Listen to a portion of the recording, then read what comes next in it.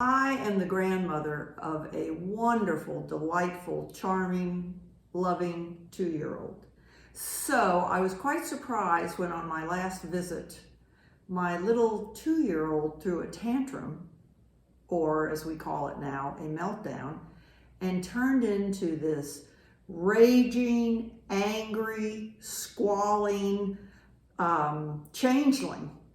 I was so upset at this change that occurred in the time frame of seconds, nanoseconds, that when I got home, I immediately called my dear friend Eileen to talk about tantrums, particularly if such a tantrum was an indication that my loving little 2-year-old was going to grow up to be an axe murderer. So I have invited Eileen to talk to me today about tantrums and for her to share what she told me when I came home so upset at this complete change in personality. So Eileen is a retired professional counselor at the elementary school level, which gives her a lot of creds.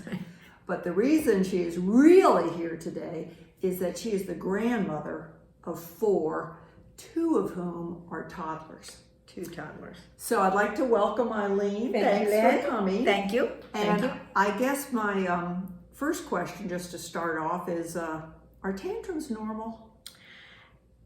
I want to go on the record here by saying tantrums are the most normal reaction for any child, pretty much most ages. Yeah, your grandchild will be absolutely in perfect shape. Tantrums are actually, in my opinion, their way of just letting you know they have no words to express their frustration. They have no words.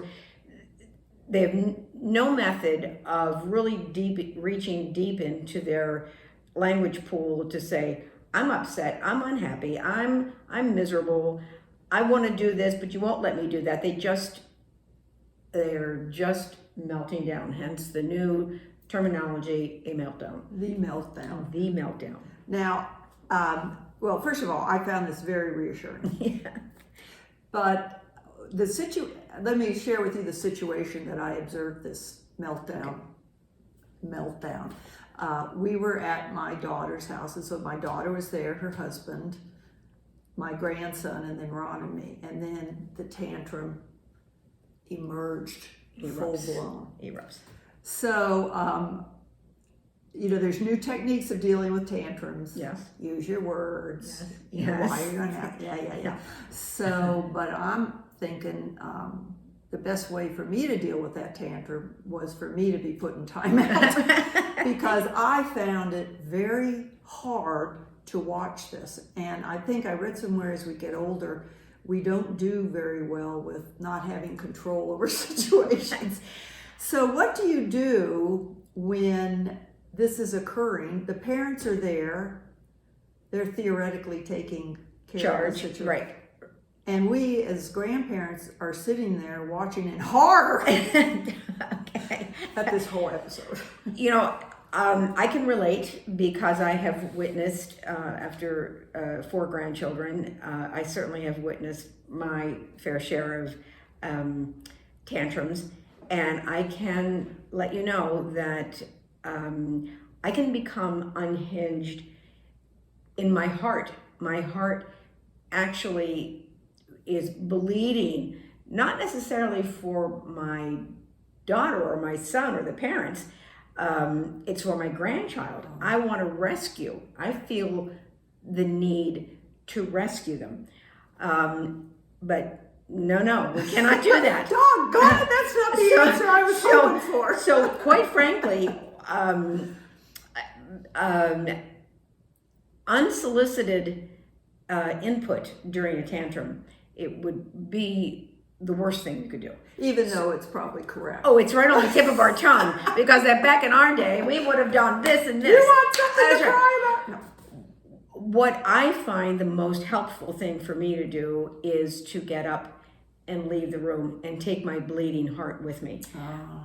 Because the child in a tantrum at that moment is controlling the situation. They get their little eyeballs and they know who's observing. And if they are witnessing us as a grandparent looking lovingly, oh, please, just let him have it.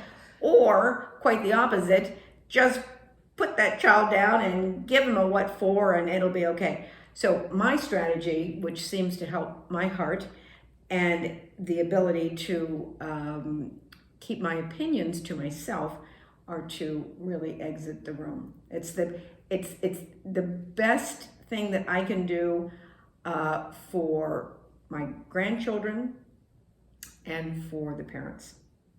This is why whenever I have an emotional crisis, I always go to Eileen.